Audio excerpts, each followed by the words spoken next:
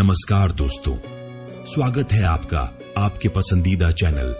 आज हम आपके लिए लेकर आए हैं गीता का 9वां अध्याय, जो न केवल ब्रह्म विद्या और योग शास्त्र की अद्भुत गहराइयों को उजागर करता है, बल्कि आपकी आत्मा को भी एक नई दिशा देने का काम करेगा। क्या आप तैयार हैं अपने आध्यात्मिक यात्रा को एक नई ऊंचाई पर ले जाने के लिए?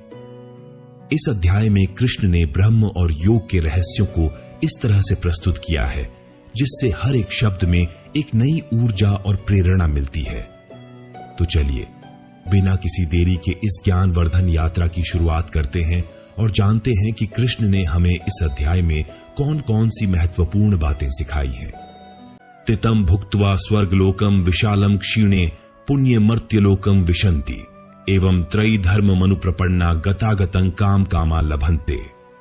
जो लोग सत्य की खोज में कृष्ण की आराधना करते हैं और स्वर्ग की प्राप्ति की कामना करते हैं, उन्हें कृष्ण स्वर्ग का अनुभव कराते हैं।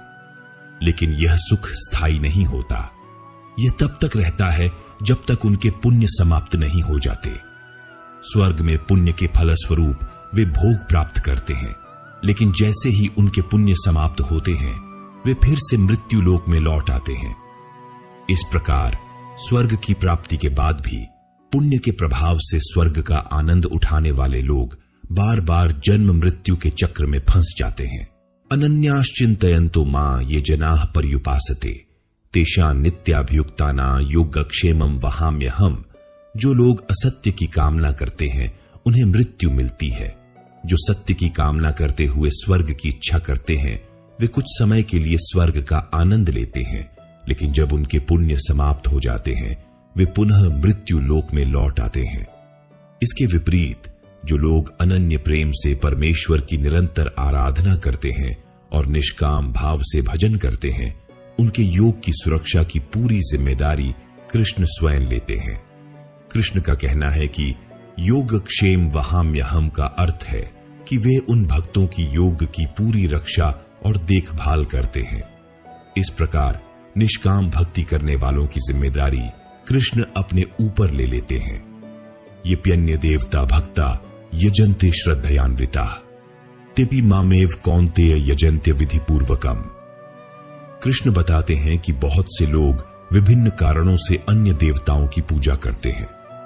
वे अर्जुन से कहते हैं कि यद्यपि श्रद्धा से युक्त होकर जो लोग अन्य देवताओं की पूजा करते हैं, वे वास्तव में मुझको ही पूजा करते हैं, लेकिन उनका यह पूजन अज्ञान पूर्वक होता है।